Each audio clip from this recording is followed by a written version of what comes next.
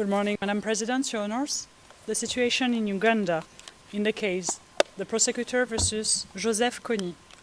Case reference ICC 0204 0105, and we're in open session. Good morning again, everyone. Let me welcome all of you here, those who are physically present, as well as those who are joining us remotely. Today, the chamber is comprised of, to my left, Judge Hakel Ben Mahfoud, and to my right, Judge Yulia Antonella Motok, and myself, presiding Judge Althea Alexis Windsor. We have already on record the appearances. We see we have the prosecution represented.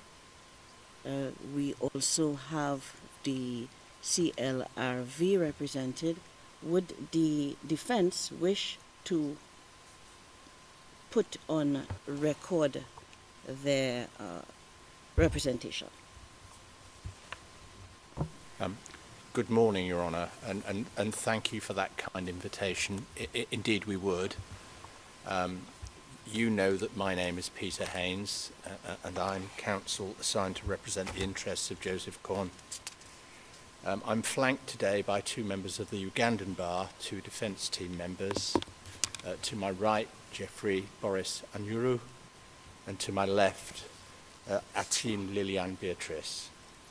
Behind me is my associate counsel, Kate Gibson, and one of my case managers, Anouk Julien. Thank you, counsel. All right, very well then. The hearing for the confirmation of charges in this case is now open. The subjects of today's hearing is the prosecution's request to confirm the charges against Joseph Kony. At this stage of the pretrial proceedings, the prosecution alleges that Mr. Kony is responsible for the crimes as listed. This pretrial chamber will not decide on the guilt or innocence of Mr. Kony at this hearing. Pursuant to Article 61(7) of the statute, this chamber's duty is to determine whether there exists sufficient evidence to establish substantial grounds to believe that Mr. Kony has committed the crimes for which he has been charged. If some or all of the charges are confirmed, a trial chamber will subsequently decide on the guilt or innocence of Mr. Kony. This case is the first at the International Criminal Court where the confirmation proceedings and hearings are held in absentia, in the absence of the suspect, pursuant to Article 61(2)(b) of the Rome Statute, which sets out the requirements for holding such proceedings. On the 29th of October 2024, this chamber decided that all the requirements set forth under Article 61(2)(b) were met, and this still holds true today. In this regard, it is important to note that trials, unlike confirmation hearings, may not take place in absentia.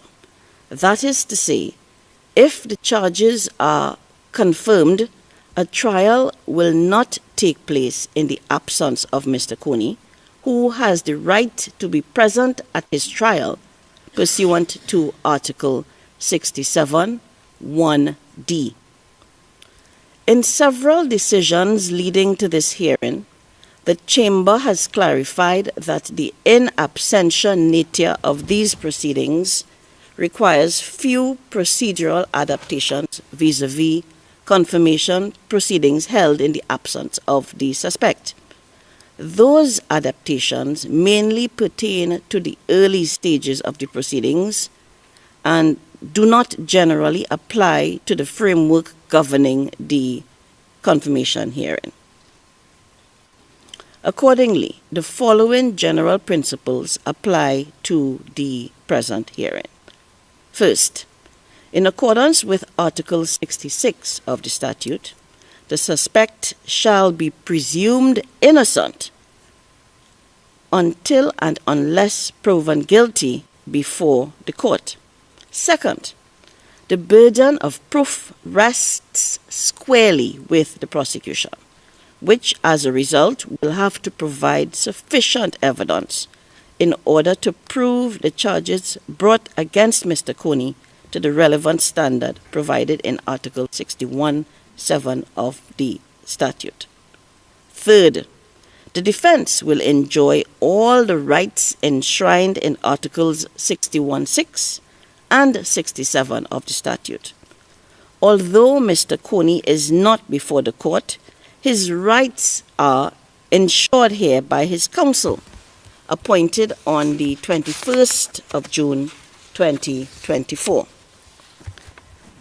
It is also recalled that while the general rule is that this hearing is public and therefore should be held in open session, it may occur with a view to protecting private or confidential information, particularly regarding victims and witnesses, that parts of the hearings may be held in private session.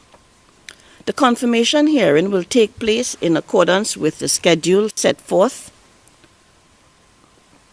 in the order setting the schedule and directions for the confirmation of charges hearing, with one clarification with respect to the lunch break on Wednesday, the 10th of September, which you will be informed of accordingly. In any event, the schedule provides as follows. 30 minutes are set aside for discussions in relation to observations under Rule 122(3) of the Rules of Procedure and Evidence, if necessary. The parties and participants have 30 minutes each for opening statements. The prosecution has 3 hours to present its arguments on the merits. The CLRV have 1 hour to present their views and concerns on the merits. The defense has 1 hour to present its arguments on the merits. The prosecution has 30 minutes to present its final observations. The CLRV have 1 hour to present its final observations, and the defense has 1 hour to present its final observations. I wish to remind the parties and participants that oral submissions must be concise and ought not to repeat any argument previously set out. Final statements may not be used to raise new arguments, but only to respond to arguments and questions raised during the hearing. I further draw the attention of the parties and participants to a few technical matters. The parties and participants must ensure that their microphone is turned on when speaking, and I add, turned off when not speaking. This is to facilitate interpretation and transcription of the hearing. Speak slowly and pause for approximately 5 seconds before answering any question or after each sentence. And please try not to interrupt each other. The parties and participants shall clearly indicate whether their submissions can be presented in public session or whether it is necessary to move to private session. Similarly, whenever parties and participants refer to evidence, they must indicate its level of confidentiality and specify whether it can be referred to in public session or private session. When in public session, parties and participants shall refrain from mentioning the names of victims and witnesses and instead refer to them by their respective codes. At the conclusion of the confirmation of charges herein, the parties and participants shall provide a list with the items of evidence referred to during their submissions to the Chamber by way of email. So having dealt with these technical issues, I next turn to Rule 122, one of the Rules of Procedure and Evidence. This provides that the court officer shall read out the charges as presented by the prosecution in an abridged version of the document containing the charges. The full version of the DCC is publicly available. I recall that the DCC contains the allegations of the prosecution. The Chamber will assess and consider the evidence presented by the prosecution to see whether it suffices to confirm the charges. Court officer, you now have the floor. Thank you, Madam President.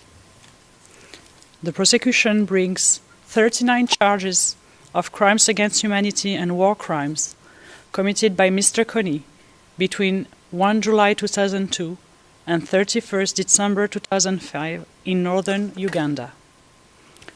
Charges 1 to 14 concern crimes committed by Mr. Kony as an indirect co-perpetrator jointly with and through LRA fighters pursuant to Article 25(3)(a in relation to the attack on Rwala Girls Senior Secondary School and the 7 IDP camps of Pajule, Abia, Balonyo, Odek, Pagak, Lukodi, and Abok between about 10 October 2003 and about 8 June 2004.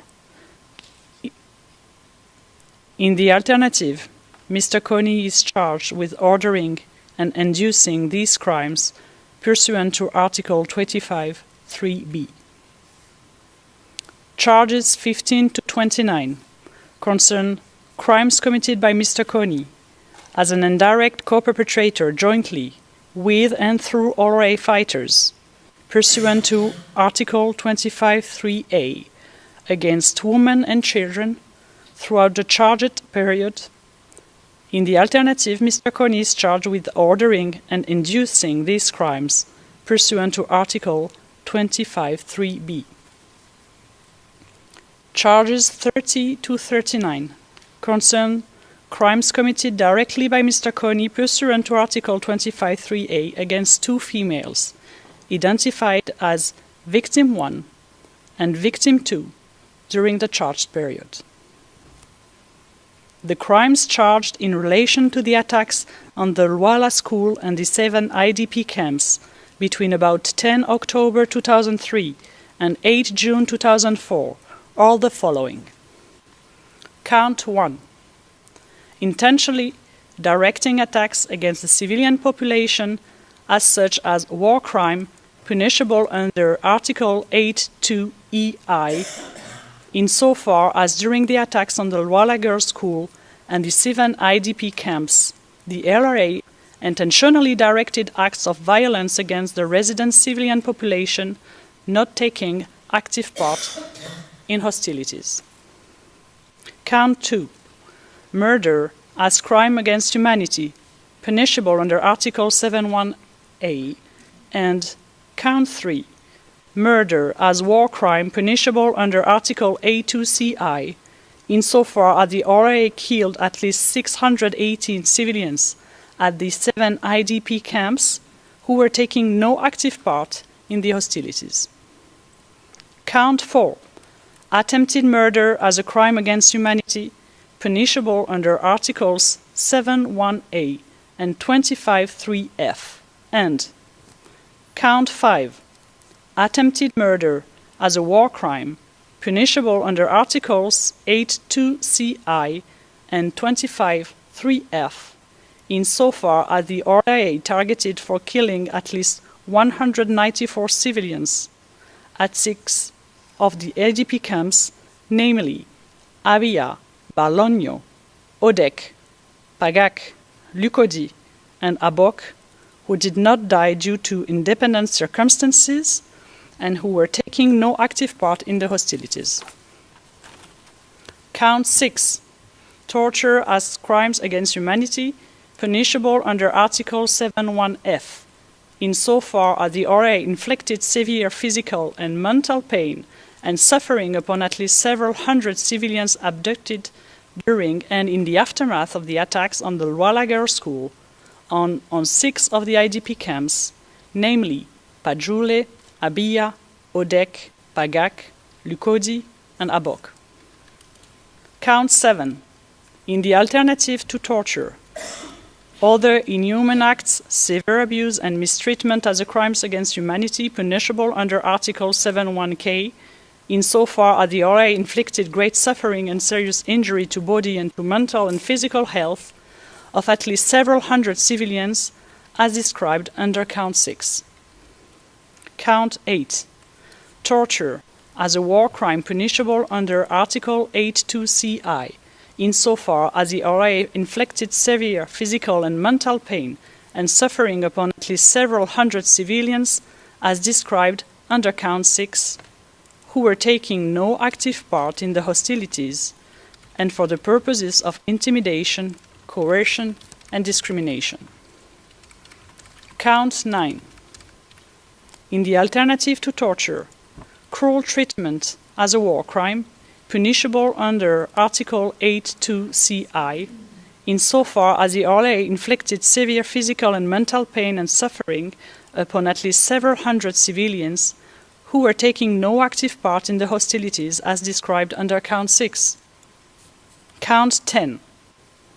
Enslavement as a crime against humanity, punishable under Article 7.1c, insofar as the LRA exercised powers attaching to the right of ownership over at least hundreds of civilians abducted during and in the aftermath of the attacks on the Luala Girls' School and 6 of the IDP camps, namely Pajule, Abia, Odek, Pagak, Lukodi, and Abok. Count 11. Pillaging as a war crime, punishable under Article 8.2e5, insofar as the LRA fighters intentionally deprived and appropriated for private or personal use food supplies, livestock, and other property from the homes, shop, and other facilities of civilians living at the Luala Girls' School and the 7 IDP camps without the consent of the owners. Count 12. Destroying the enemy's property as a war crime, punishable under Article 8.2.12, insofar as the LRA destroyed homes, shops, and other facilities used by and belonging to civilians living at 5 of the IDP camps, namely Abia, Balogno, Pagak, Lukodi, and Abok, which was not required by military necessity. Count 13.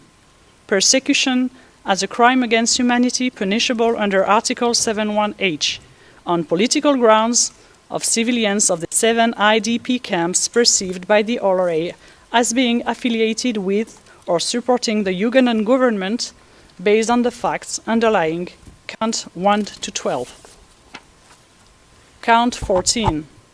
Persecution as a crime against humanity punishable under Article 7.1h on age and gender grounds of at least 70 schoolgirls from Luala Girls' School based on the fact underlying Counts 1, 6, 7, 8, 9, 10, and 11.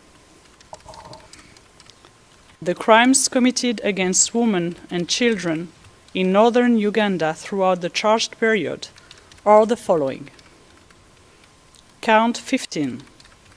Enslavement as a crime against humanity, punishable under Article 7(1)c, insofar as the LRA exercised powers attaching to the right of ownership over at least thousands of children and women in the LRA.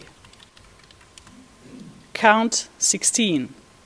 Forced marriage as an inhuman act as a crime against humanity, punishable under Article 7(1)k, insofar as the LRA inflicted great suffering and serious injury to body and mental and physical health by imposing a forced conjugal union on at least hundreds of girls and women in the LRA.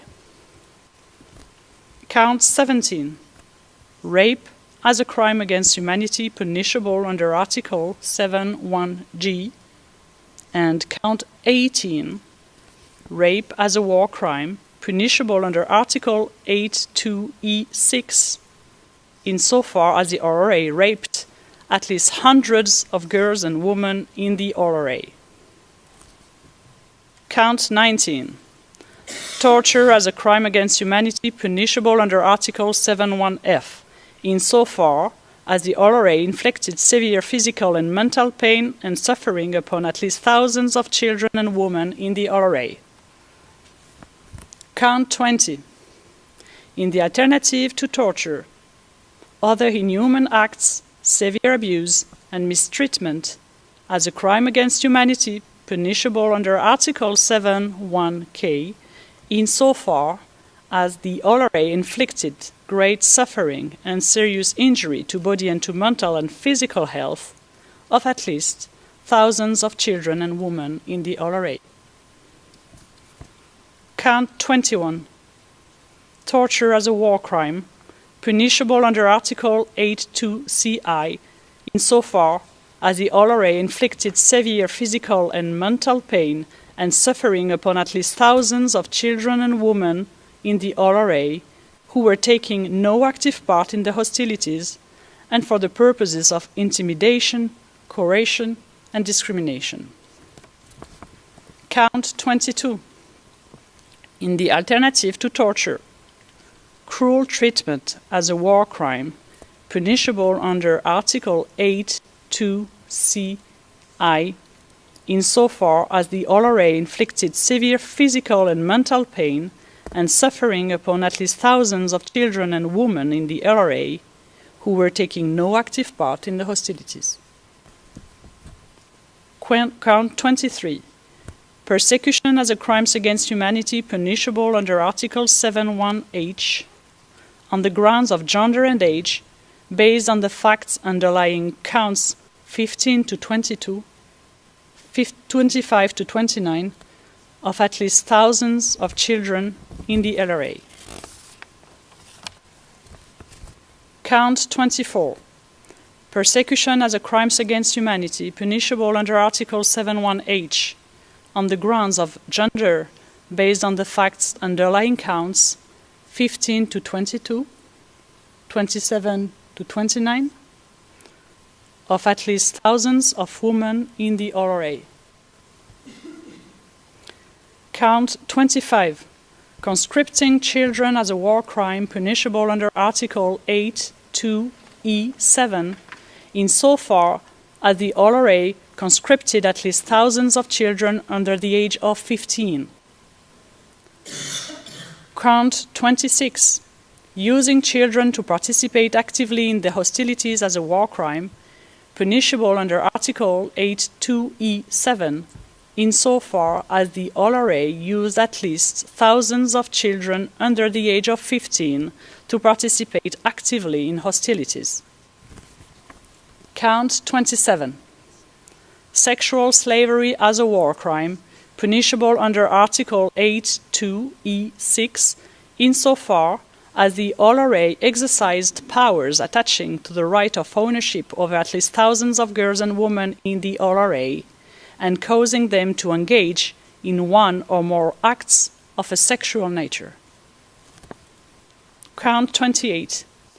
Forced pregnancy as a crime against humanity, punishable under Article 7.1g, and Count 29, forced pregnancy as a war crime, punishable under Article 8.2e6, insofar as the LRA perpetrators confined and made forcibly pregnant at least hundreds of girls and women.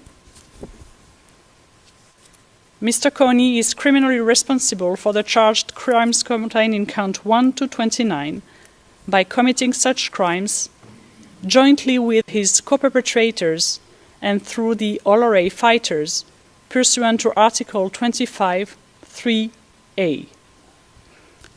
At least between 1st of July 2002 and 31st of December 2005, Kony shared a common plan or agreement pursuant to Article 25(3)(a) with Vincent Otti, members of Control Altar, and the LRA brigade commanders to attack civilians in northern Uganda whom the LRA perceived to be supporting the Ugandan government, and to sustain the LRA by committing the charged crimes, including systemic crimes against children and women abducted and integrated into the LRA. Mr. Kony and his co-perpetrators implemented this common plan through the hierarchically organized structure of the LRA. Kony made the following essential contributions to the charged crimes. 1. Regularly ordering LRA units to attack, kill, and mistreat civilians perceived to be supporting the Ugandan government and to destroy or steal civilian property. 2. Making strategic decisions regarding the manner, intensity, and focus of attacks against civilians in northern Uganda. Maintaining the system of abductions during the charged period and issuing orders to all LRA to abduct civilians. 4. Devising and enforcing the LRA rules for the mistreatment of women and girls. 5. Personally using children as escorts and abducted women and girls to act as domestic servants and as forced conjugal partners. 6. Devising and maintaining the LRA disciplinary system as such and motivating LRA commanders through rewards and threats to conduct LRA operations. 7. Deciding the command structure and promotions, demotions of LRA commanders and the transfer of fighters between units. And 8. Deciding on the allocation of supplies, including weapons and ammunition within the LRA. At the time of his contributions, Mr. Kony meant to engage in the charged conduct and intended, or was aware, that the charged crimes would occur in the ordinary course of events. Kony was aware of the criminality of the common plan and that the crimes would be committed in the ordinary course of events as a result of its implementation. Kony was also aware of the features of the LRA, including its organized and hierarchical structure, that allowed him and the other co-perpetrators to have joint control over the crimes. In the alternative, Mr. Kony is criminally responsible for ordering and inducing the commission of such crimes by the LRA perpetrators pursuant to Article 25(3)(b). Kony meant to engage in this conduct and was aware of his position of authority and influence over the physical perpetrators of the crimes. He intended the crimes or was aware that the crimes would be committed in the ordinary course of events as a result of the implementation of the orders or as a result of his acts or omissions. At all material times, Mr. Kony and the LRA perpetrators carried out all physical elements of the specific crimes charged and possessed all attendant mental elements. Mr. Kony is further criminally responsible for the charged crimes contained in counts 30 to 39 by individually committing the following crimes against 2 females pursuant to Article 25(3)(a) during the charge period. Count 30. Enslavement as a crime against humanity punishable under Article 7(1)(c), insofar as Mr. Kony exercised powers attaching to the right of ownership over victim 1 and 2. Count 31. Forced marriage, an inhuman act as a crime against humanity, punishable under Article 7(1)(k), insofar as Mr. Kony inflicted great suffering and serious injury to body and mental and physical health by imposing a forced conjugal union on victim 1 and 2. Count 32. Rape as a crime against humanity, punishable under Article 7(1)(g). And count 33. Rape as a war crime punishable under Article 8(2)(e)(6), insofar as Mr. Kony raped victims 1 and 2. Count 34.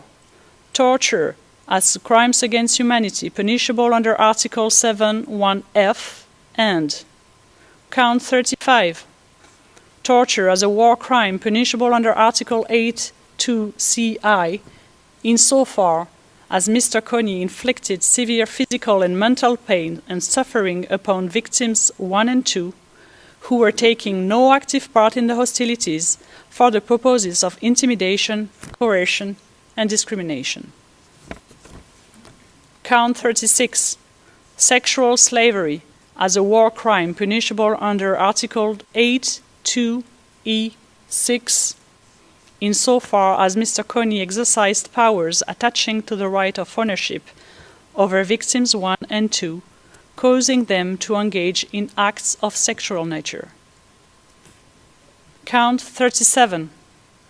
Forced pregnancy as a crime against humanity punishable under Article 7(1)(g), and count 38. Forced pregnancy as a war crime punishable under Article 8(2)(e)(6), insofar as Mr. Kony confined and made forcibly pregnant victim 1. Count 39. Persecution as a crime against humanity punishable under Article 7(1)(h) on age and gender grounds, based on the facts underlying counts 30 to 38 of victims 1 and 2. Kony committed these crimes with the requisite intent and knowledge. At all material times, Mr. Kony carried out all physical elements of the specific crimes charged and possessed all attendant mental elements.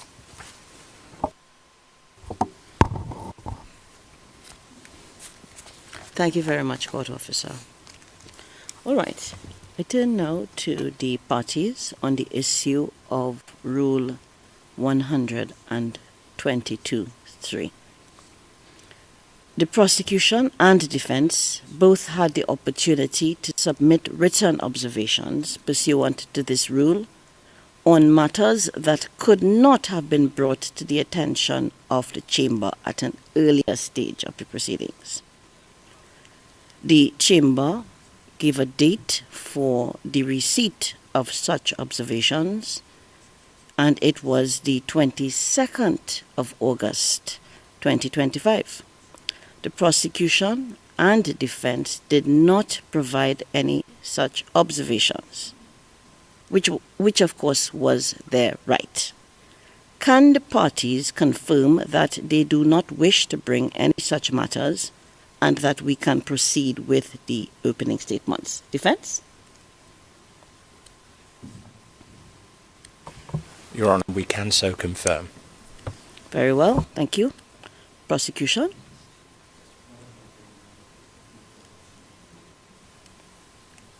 The microphone was not on. Aucune observation du côté du procureur. Merci. Thank you.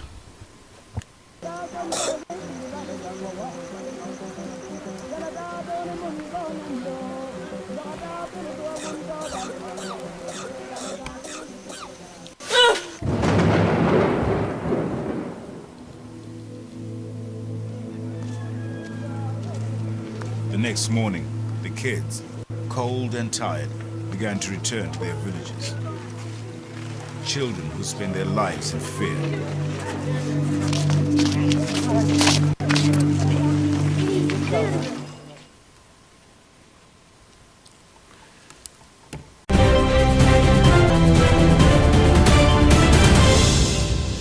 Thank you for watching Lango News channel. Please subscribe for more updates.